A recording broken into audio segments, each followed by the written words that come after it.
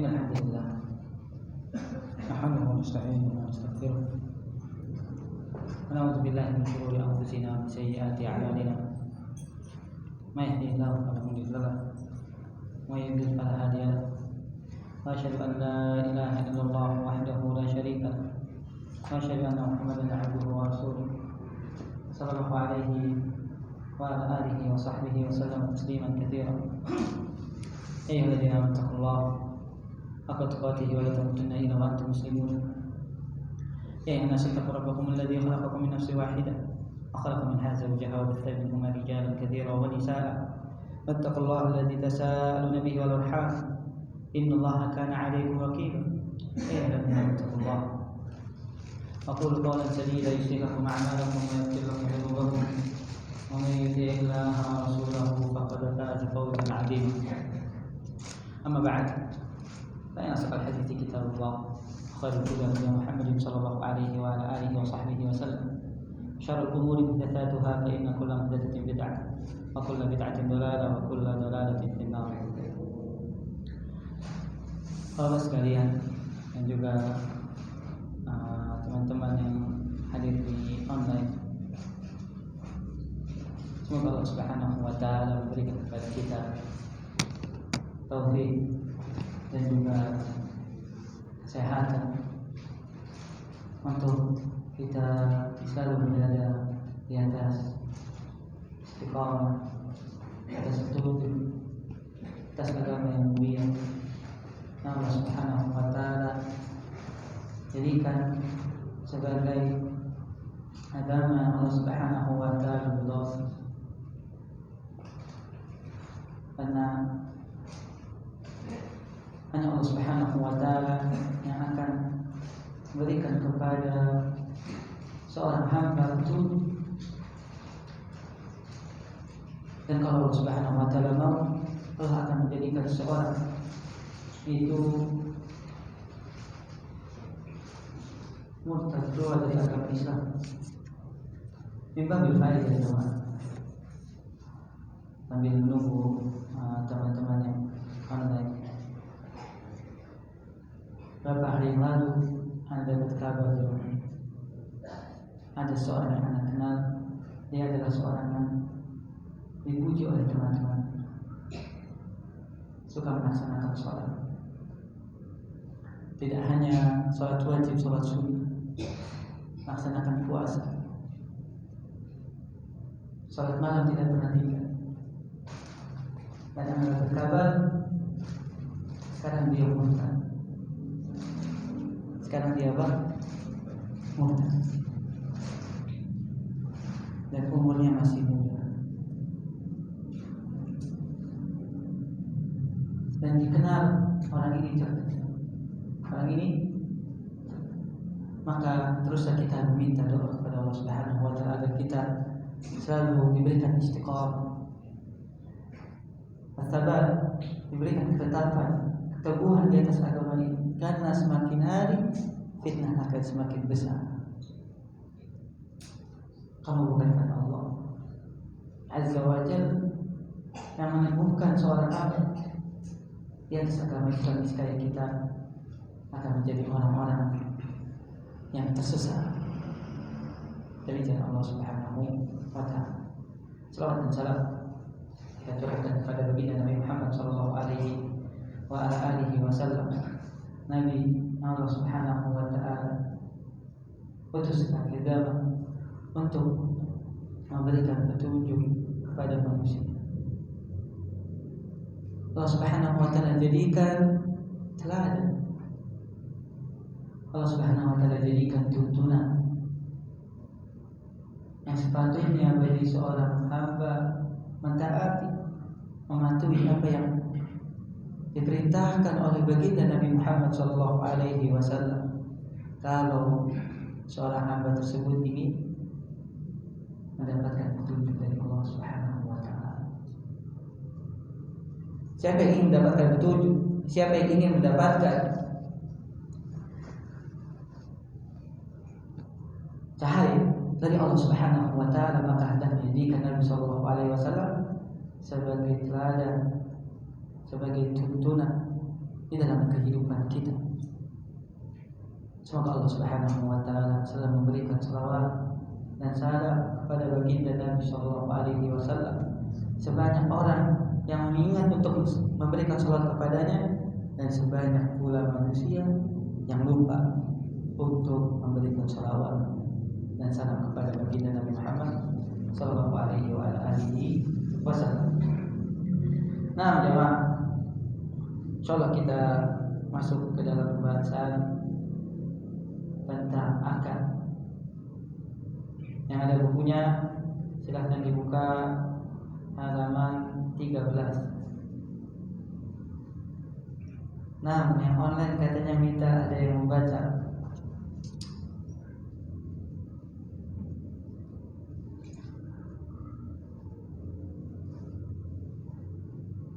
Ini yang online ada di mute. Sudah.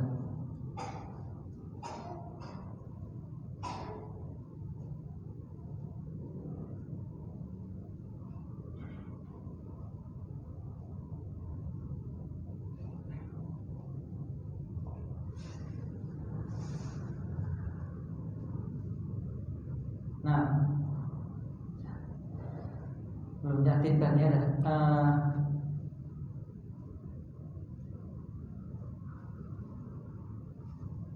Betul yang di masjid saja siapa yang membaca?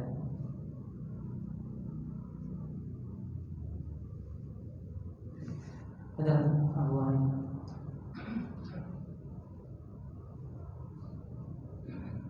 Bismillahirrahmanirrahim. Mengenal akad. Bismillah, wassalatu wassalamu ala Rasulillah wa ba'd. Bedakan dua istilah ini, akad dan jual beli. Jual beli adalah satu bentuk akad, salah satu bentuk akad. Masih ada banyak akad yang lain selain akad jual beli. Namun mengingat bentuk akad yang paling dominan dilakukan manusia adalah akad jual beli, maka pembahasan fikih jual beli mendapatkan porsi paling detail dibandingkan kajian untuk akad yang lain. Nah, perlu diperhatikan ya mas sekalian, kita akan bahas tentang makna akad. Dan akad itu lebih umum dibandingkan jual beli itu sendiri, karena ada akad yang tidak berkaitan dengan jual beli. Contohnya apa ya? Ayo akad nikah. Kalau nikah masya Allah nyambung semuanya. Ada jual beli nggak di sana? Nah, selain akad nikah apa lagi? Oh, ayo ahsan. Hibah. Hibah tidak ada jual belinya. Dia hanya memberikan dari satu arah. Namun karena jual beli merupakan bab yang paling sering dijadikan sebagai pembahasan dalam muamalah, maka kita sering atau lebih mengenal tentang akad jual beli. Pada asalnya akad lebih umum daripada jual. Fadal. Memahami makna akad.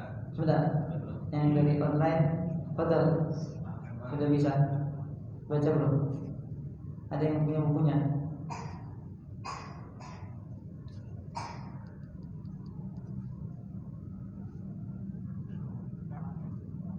Nah, Fadal Hamzah. Ikra. Halaman 13.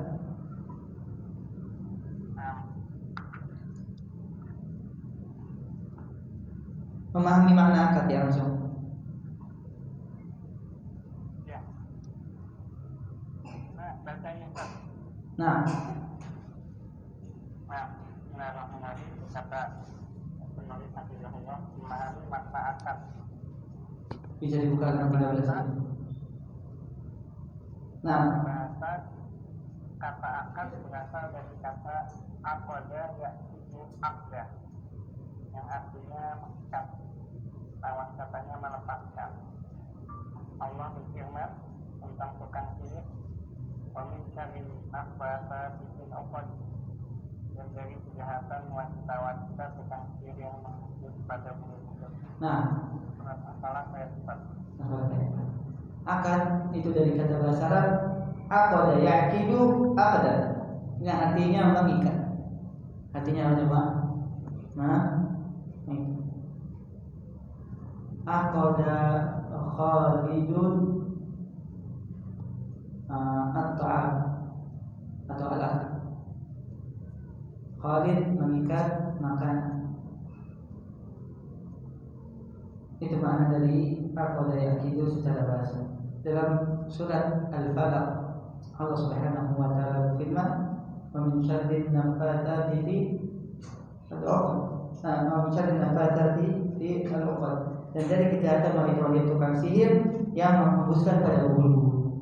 Al-'uqad di sini artinya ikatan. Itu makna asal dari al-'aqd. Fadhal lanjutkan.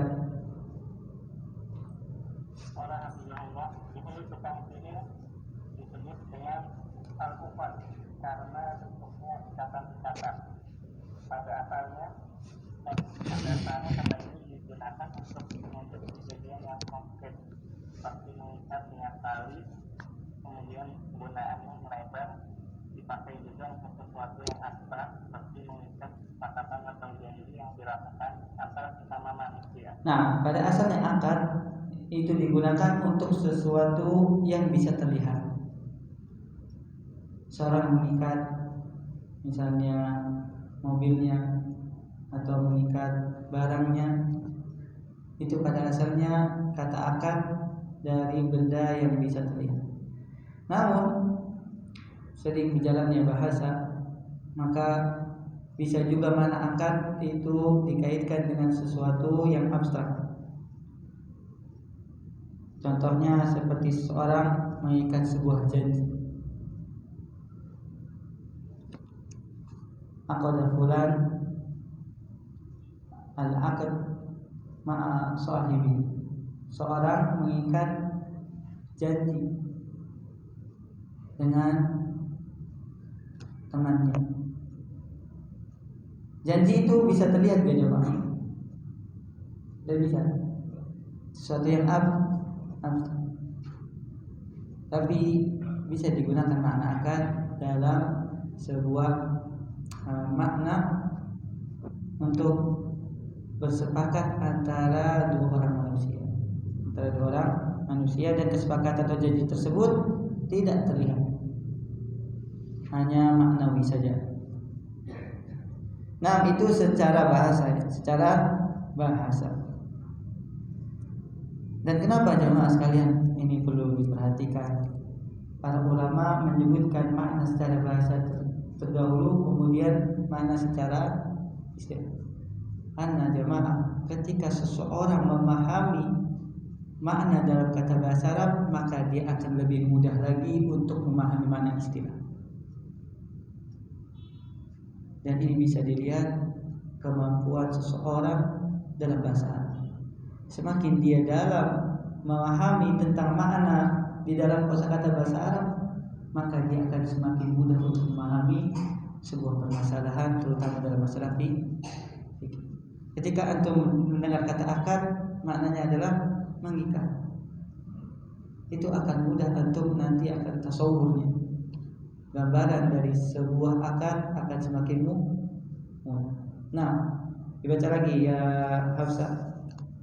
Dan makna secara istilah. Sementara makna kata akad secara istilah ada dua jenis yang maksud. Pertama, akad dalam makna umum. Semua pernyataan, baik lisan, tulisan maupun isyarat yang menyebabkan seseorang berkewajiban melakukan sesuatu, sehingga tidak disyaratkan harus terjadi transaksi dua arah, seperti talak, membebaskan budak, atau hibah. Nah, yang pertama, akad secara istilah, atau kita bagi dua akad secara istilah itu ada dua. Yang pertama, akad dalam makna umum. Apa itu makna dalam akad dalam makna umum? Semua pernyataan, baik lisan, tulisan maupun isyarat yang menyebabkan seseorang berkewajiban melakukan sesuatu dan tidak disyaratkan harus terjadi antara dua belah pihak. Jika seorang sudah melafazkan sebuah akad walaupun dari satu arah, maka akad tersebut memiliki konsekuensi. Ini secara umum. Seperti contoh seseorang mentalak istrinya, dan talak termasuk dari akad. Fulan mentalak istrinya, dan istrinya tidak wajib menerima. Ketika dia tidak menerima, tetap jatuh talak tersebut. Ketika yang melafazkan adalah suaminya. Beda kalau yang mentalak istrinya, mau 1000 kali, mau 10.000 kali, tidak ada faedahnya. Karena talak itu bermanfaat atau memiliki konsekuensi ketika yang melafalkan adalah sang suami. Begitu juga membebaskan budak. Ketika seorang mengatakan a'taqtuhu atau u'tikuka, aku membebaskan engkau. Ketika seorang majikan mengatakan kepada budak, maka otomatis bebas. Walaupun sang budak tidak menerimanya, karena mungkin majikannya masya Allah dimuliakan, tapi kata majikannya bebas, sudah bebas. Tidak ada lagi konsekuensi untuk menjadi budaknya dan budak tersebut menjadi merdeka. Nah, langsung loncat ke akad dalam makna lebih spesifik. Nomor 2. Ya, kata menulis yang kedua, akad dalam makna lebih spesifik. Ikatan yang dilakukan antar pelaku akad dengan cara yang sesuai syariat, yang memiliki pengaruh setelahnya. Ikatan ini sesuai keinginan pelaku akad, baik diungkapkan dengan ucapan maupun perbuatan. Berdasarkan definisi ini, sebuah interaksi bisa disebut akad jika terjadi dua arah antara dua pihak. Jika hanya terjadi searah, tidak disebut akad, seperti salah atau membebaskan. Nah, yang kedua, makna akad lebih khusus atau spesifik, yaitu ikatan yang dilakukan antar pelaku akad, yaitu ketika terjadi antara dua arah. Jadi bukan satu arah, dua arah. Kalau salah satunya tidak menerimanya, maka tidak terjadi akad. Dan insya Allah ini yang akan kita bahas, yaitu makna istilah secara lebih khusus. Berarti dari makna ini bahwasanya akad adalah sebuah interaksi yang dilakukan oleh dua orang atau lebih. Sebuah interaksi yang dilakukan oleh dua orang atau lebih yang memiliki pengaruh setelahnya. Itu makna akad secara istilah. Sekali lagi, makna akad secara istilah adalah sebuah ikatan interaksi antara dua orang atau lebih yang memiliki pengaruh setelahnya dan tentu sesuai syariat. Sedikit ta'liq ya, catatan kaki dari apa yang dikatakan oleh Ustaz Aminul Bait hafizallahu taala. Pada asalnya akad sebagaimana yang dilakukan yang dikatakan oleh Syekhul Islam Ibnu Taimiyah itu sebenarnya tidak perlu dikatakan sesuai syariat. Karena kita sudah bahas bahwasanya pada asalnya akad adalah halal. Pada asalnya akad itu adalah halal sampai ada syariat yang mengharam. Maka sebenarnya tidak perlu ditulis sesuai syariat. Kalau bisa diganti yang tidak melawan syariat. Karena kalau sesuai syariat sedikit jemaah yang disebutkan dalam Al-Quran maupun hadis Nabi SAW. Paham gak di sini jemaah? Paham ya? Karena kita sudah membahas pada temuan sebelumnya bahwasanya pada asalnya akad yang dilakukan oleh manusia itu halal. Dan siapa yang mengharamkan, datangkan dalilnya. Kalau tidak bisa, maka pada asalnya dikembalikan. Akad itu halal dilakukan oleh dua orang atau lebih. Dan di sini juga kita bisa ambil pelajaran jemaah bahwasanya tidak disyaratkan harus sesama muslim. Ini harus diperhatikan. Walaupun tentu lebih utama seseorang melakukan akad, terutama akad jual beli sesama muslim. Akan tapi bukan merupakan syarat akad itu nanti disebutkan sah, harus terjadi antara dua orang muslim. Seorang muslim dengan orang kafir boleh melakukan akad. Sebagaimana nanti akan disebutkan tentang dalil. Nah, fadhal ya Habs. Berkata penulis Allah macam-macam akad. Ada banyak macam akad dilihat dari berbagai sudut pandang. Itu kami sebutkan sebagiannya. Sebentar. Hamzah. Ketika kita membahas macam-macam akad, tadi pengertian sudah insyaallah bisa difahami. Maka kita akan masuk tentang pembahasan macam-macam akad. Dan macam-macam akad ini perlu diperhatikan jamaah, itu tergantung dari sudut pandang. Karena setiap sudut pandang memiliki poin-poin dan juga pemahaman yang harus kita pahami. Jadi macam-macam akad tidak hanya langsung dipoinkan A, B, C, D, enggak. Tapi apa? Dikelompokkan sesuai dengan pembagian yang akan disebutkan oleh penulis wafaqahullahu wasaddada. Fadhal. Pertama, pembagian akad dilihat dari pengaruh dan konsekuensinya. Nah, yang pertama perhatikan pembagian akad dari sisi pengaruh dan konsekuensi. Pengaruh dan konsekuensi di dalam sebuah akad ini bagian yang pertama dalam macam-macam akad. Tetapi pengaruh masih diberikan yang sah memberikan konsekuensi juga. Nah, Hasan, Fadhal, Istamir. Akad nikah yang sah memberikan konsekuensi mengubahnya status kedua mempelai menjadi suatu dan Nah, yang pertama di dalam pembagian akad dari pengaruh dan konsekuensinya adalah akad yang sah. Akad yang sah. Perhatikan. Apa itu akad yang sah? Akad yang sah adalah akad yang berlaku pengaruh dan konsekuensi. Ketika akad tersebut sudah sah, maka pengaruh dan konsekuensi yang terjadi setelahnya harus dijalankan. Kalau tidak, berdosa. Karena Allah Subhanahu wa taala berfirman, "Ya ayyuhalladzina amanu aufu bil uqud." Wahai orang-orang yang beriman, penuhilah akad-akad yang kalian lakukan.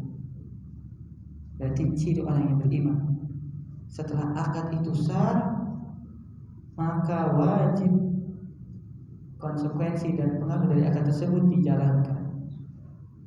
Karena yang memerintahkan siapa jemaah? Allah Subhanahu wa taala. Siapa yang tidak mau menjalankannya setelah akad itu sah, maka dia berdosa. Ditambah lagi kalau ada hak dari kaum muslimin yang diambil, tambah lagi dia menzalim, maka diperhatikan jamaah tentang ini. Nah, lanjut. Berkata menurut masing-masing konsekuensi juga memiliki kewenangan. Kayaknya belum dibaca yang anak belum mendengar, yang lain juga belum mendengar. Mungkin masing-masing akad yang masih di paragraf kedua tolong diulang, Hafsah. Agak putus tadi.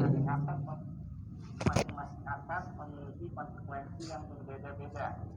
Akad jual beli yang sah memberikan konsekuensi terjadinya perpindahan hak milik. Akad sewa yang sah memberikan konsekuensi hak guna terhadap objek sewa. Akad nikah yang sah memberikan konsekuensi berubah status kedua mempelai menjadi suami istri. Nah, di sini penulis memberikan contoh akad yang sah. Kalau berkaitan dengan akad jual beli, maka konsekuensinya pembeli mendapatkan hak kepemilikan barang dan penjual memiliki hak kepemilikan uang yang dibayarkan dari pembeli. Paham di sini jemaah? Kalau akad jual beli itu sah, maka terjadi perpindahan hak barang, hak kepemilikan barang, maka menjadi pemilik pembeli, dan hak kepemilikan uang dipindah kepada sang penjual. Paham di sini? Adapun akad sewa, maka konsekuensi hak guna siapa? Penyewa.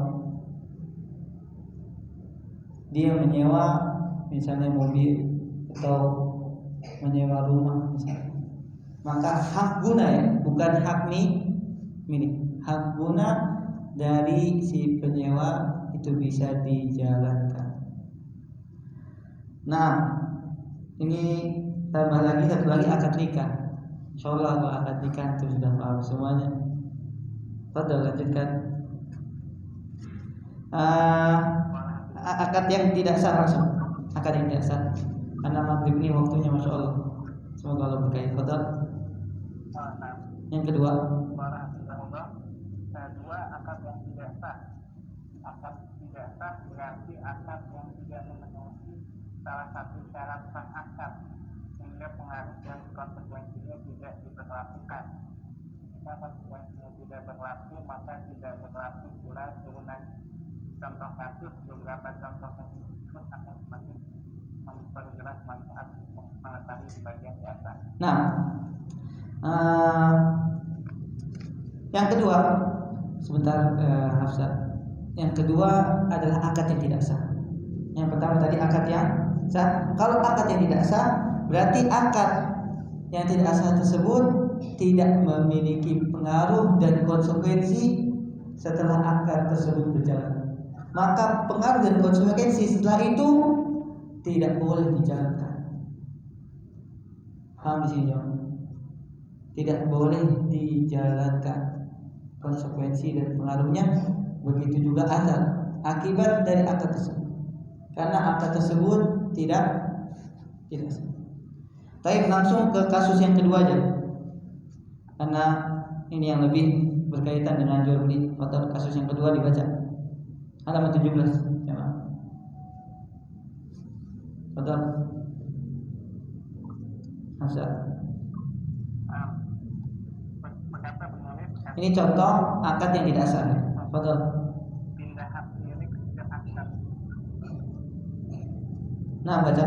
Dua, pindah hak milik sejak akad. Dua, dan wati telah melakukan akad terhadap HP merek A dengan harga 1 juta. Lalu wati izin pulang untuk mengambil uang dan HP tetap ada di tempat menjual. Di saat wati dalam perjalanan pulang, datang Pak Ijo menawar harga yang besar ke penjual dan menawar dengan harga 1,5 juta. Bolehkah penjual jualnya ke Pak Ijo? Jawab, penjual tidak boleh menjual HP itu ke Pak Ijo karena dia telah melakukan akad jual beli dengan wati terhadap HP itu. Karena akad jual beli telah sah, maka HP merek A sudah menjadi milik wati meskipun belum diterima oleh wati. Oleh karena itu penjual tidak boleh menjual HP itu ke siapapun. Nah, ada akad yang tidak sah ketika terjadi suatu kasus, yaitu penjual dan kita ganti nama lebih baik, Aisyah. Penjual dan Aisyah telah melakukan akad terhadap sebuah merek HP dengan harga 1 juta. Kata Aisyah, deal ya Pak. saya membeli HP merek ini dengan harga 1 juta. Namun qadarullah si Aisyah enggak bawa uang. Maka Aisyah bilang, "Pak, saya mau balik lagi. Saya mau balik ke rumah dan insya Allah akan balik lagi untuk mengambil uang."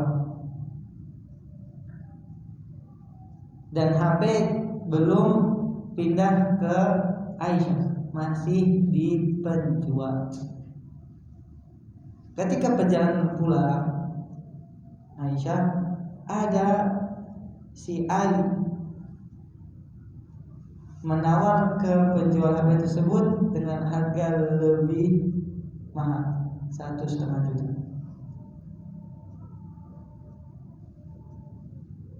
Boleh nggak jawab? Boleh atau tidak? Asal. Karena sudah terjadi akad antara Aisyah dengan penjual. Dan Nabi SAW mengatakan la bai'a ala bai'ah. Nah, Nabi SAW an bai'i akhi. Nabi SAW melarang untuk menjual kepada untuk membeli dari transaksi yang sudah terjadi antara dua orang atau antara dua orang saudara. Ketika sudah terjadi akad, maka tidak boleh sang penjual menjual kembali kepada pihak lain, pihak yang ketiga, padahal sudah terjadi antara pihak yang kedua, walaupun bendanya belum dibawa oleh sang pembeli. Paham di sini jemaah? Maka ketika sang penjual menjualkan kepada pihak ketiga, akadnya tidak sah, HP harus dikembalikan, uangnya juga harus dikembalikan kepada pihak ketiga, karena Nabi SAW melarang. Dan konsekuensi dari larangan itu akadnya tidak sah. Akadnya tidak sah. Paham di sini jemaah? Tentang contoh dari yang disebutkan oleh penulis. Nah, ada kisah dari Nabi SAW dan Jabir radhiyallahu dibaca.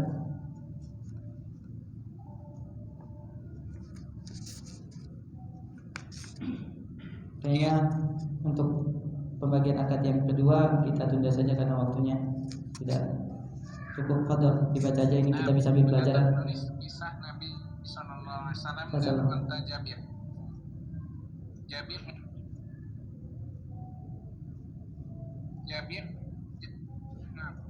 Jabir radhiyallahu anhu bercerita bahwa beliau pernah safar satu rombongan bersama Nabi sallallahu alaihi wasallam. Ketika perjalanan pulang menuju Madinah, unta yang ditunggangi Jabir mulai kepayahan hingga akhirnya Nabi sallallahu alaihi wasallam yang berada di posisi paling belakang bisa menyusul Jabir. Lalu unta itu ditepuk dan didoakan beliau hingga unta itu bisa berjalan sangat cepat, belum pernah berjalan secepat itu. Kemudian Nabi SAW menawarkan bi'uqiyatin, jual unta itu padaku seharga 1 uqiyah. Saya tidak bersedia, jawab Jabir. Kemudian Nabi SAW mengulang lagi, jual unta itu kepadaku seharga 1 uqiyah. Akhirnya Jabir pun bersedia menjualnya dengan harga 1 uqiyah, dan Jabir minta izin untuk menggunakan unta itu sampai di Madinah.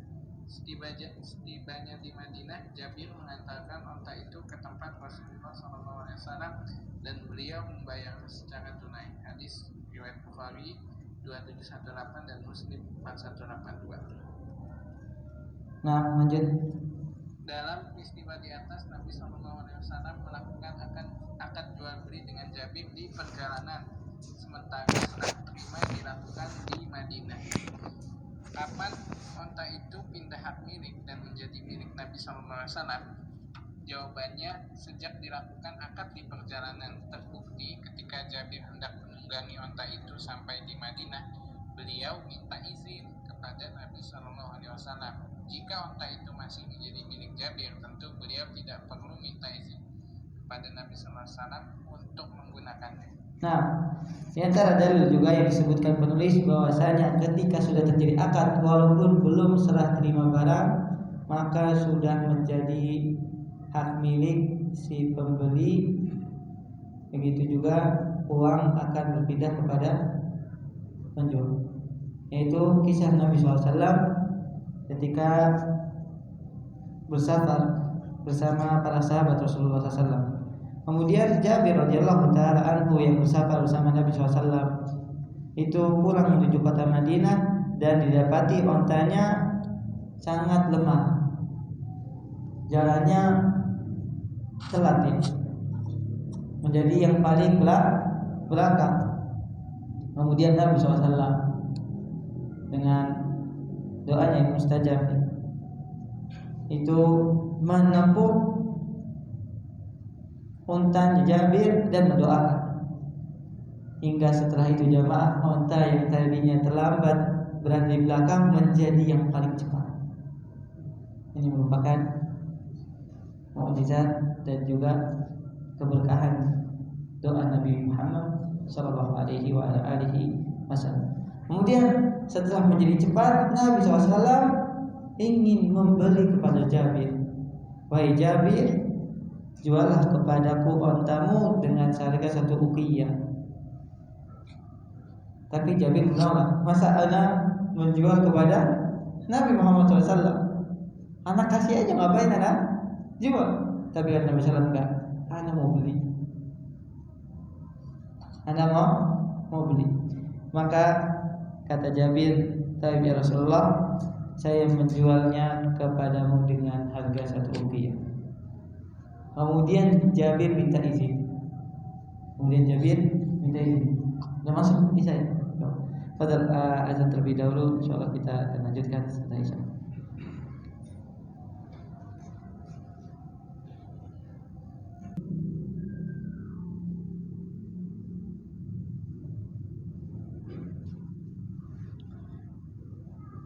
Alhamdulillahirabbil alamin wassalatu tamani akmalani al-mab'uts rahmatan lil alamin Nabi Muhammadin wa ala alihi wa ashabihi wa man tabi'ahum bi ihsan ila yaumil wa ba'd.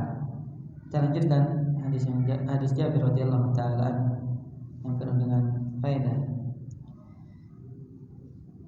Setelah Jabir radhiyallahu taala anhu akhirnya menyetujui jual beli antara Jabir dengan baginda Nabi Muhammad sallallahu alaihi wasallam, maka Jabir radhiyallahu taala anhu meminta izin.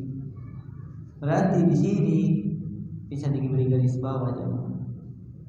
Meminta izinnya Jabir menunjukkan kepemilikan unta sudah berpindah kepada siapa? Nabi Muhammad SAW. Bisa difahami jemaah? Kalau seandainya Jabir itu masih memiliki hak dari unta tersebut, tentu tidak akan meminta kepada siapa? Meminta izin kepada Nabi Muhammad SAW. Jabir minta izin agar untanya tersebut tetap dipakai Jabir sampai ke kota Madinah. Maka di sini berarti akad sudah terjadi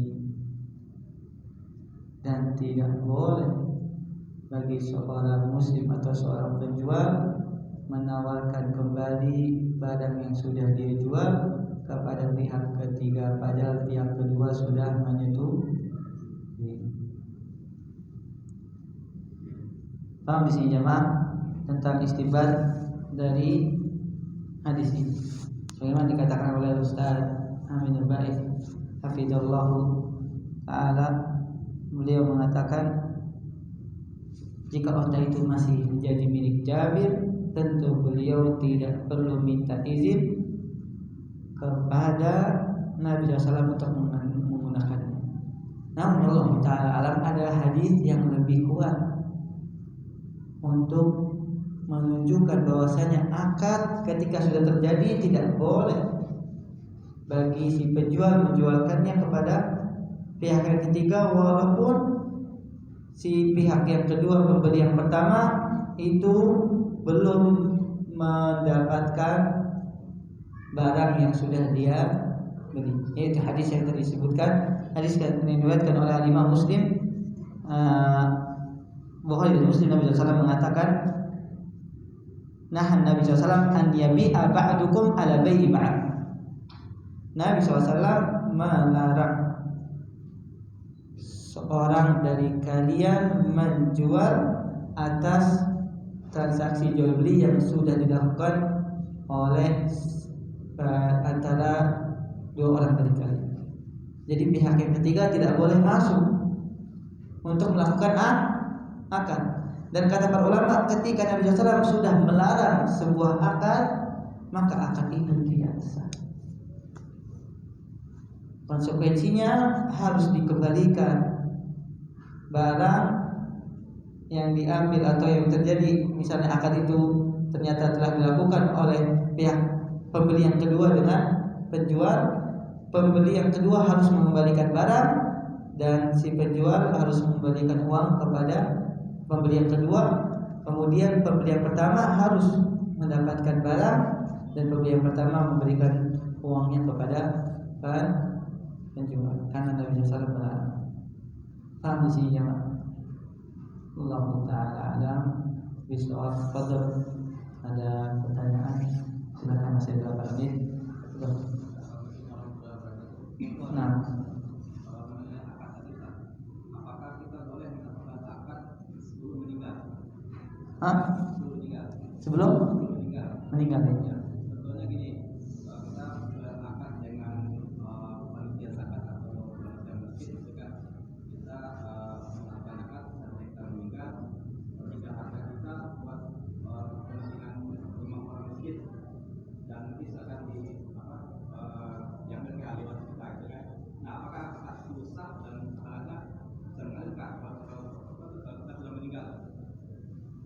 Jadi kita melakukan akad nih bersama panitia masjid atau panitia zakat, kita melakukan akad bos menikah dan meninggal seperti harta kita untuk kepentingan rumah lah, masjid, gitu kan? Nah, nanti kalau kita meninggal saya akan ambil ke ahli waris kita. Nah, itu dinamakan akad wasiat. Akad apa? Wasiat. Wasiat itu adalah seorang yang mewasiatkan dengan sebuah tulisan atau dengan perkataan untuk memberikan hartanya untuk digunakan hartanya setelah dia meninggal.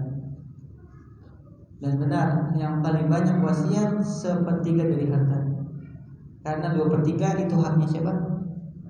Ahli waris. Maka ahli waris wajib memberikan 1/3 dari harta si mayit, karena itu merupakan wasiat si mayit.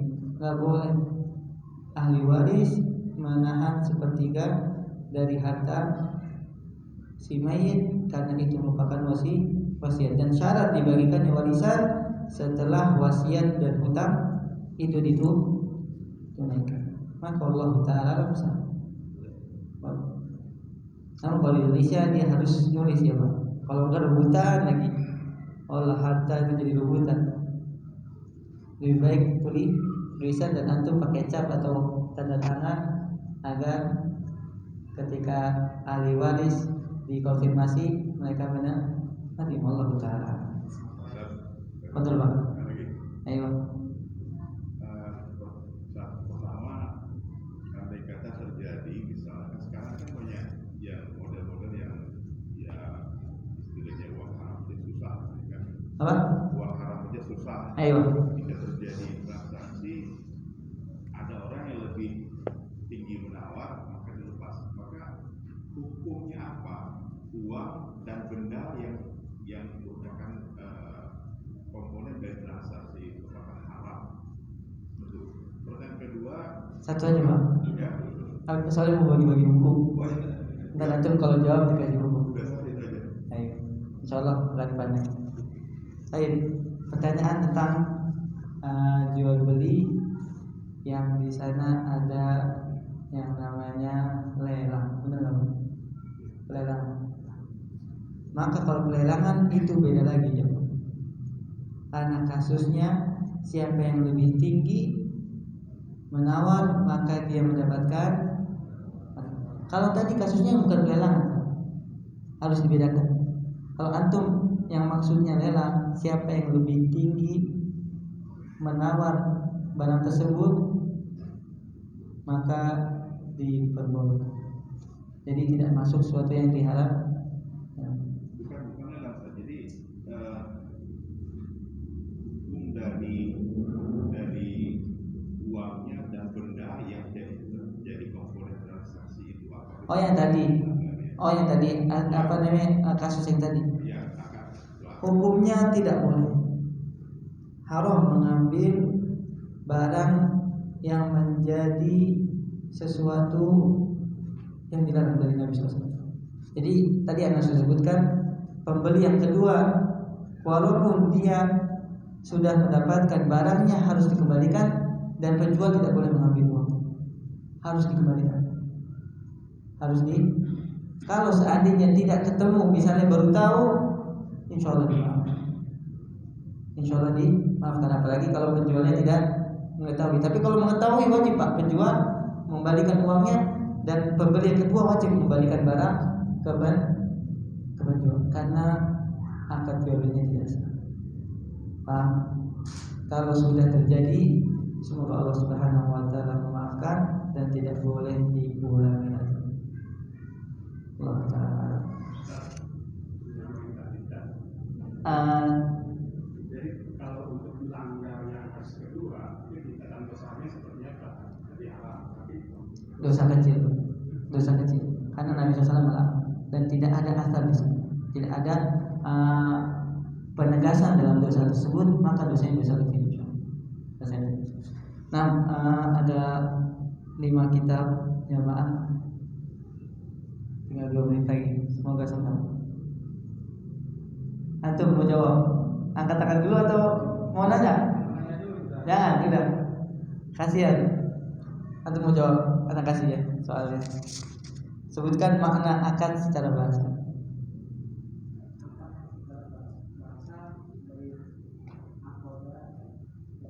Hasan.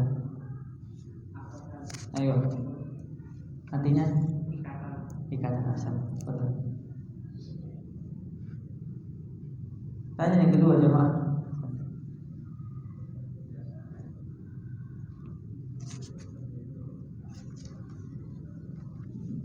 Kita sudah membahas makna akad secara istilah. Siapa yang bisa menyebutkan akad secara istilah dalam makna yang umum?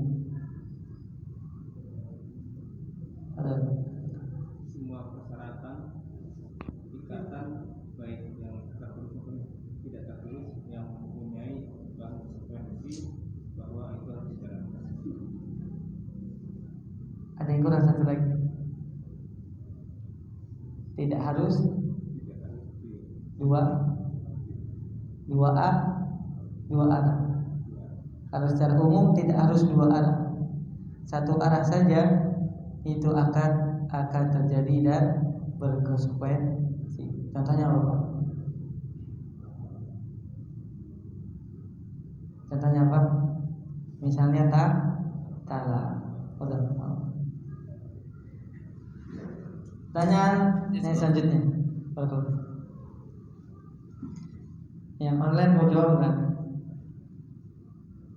Ada yang mau jawab online? Angkat tangannya.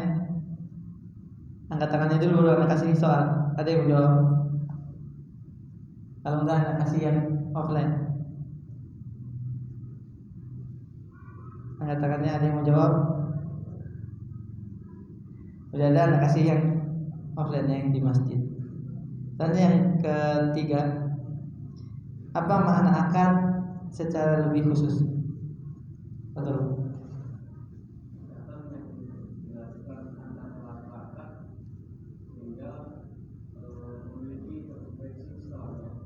Antara berapa orang?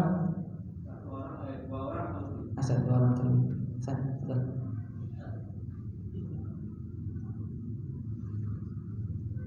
Betul. Udah komat ya Pak. Insyaallah kita tunda lagi ya biar semangat datang. Subhanallah wa bihamdika. Asyhadu an la ilaha illa anta astaghfiruka wa atubu ilaik. Assalamualaikum warahmatullahi wabarakatuh.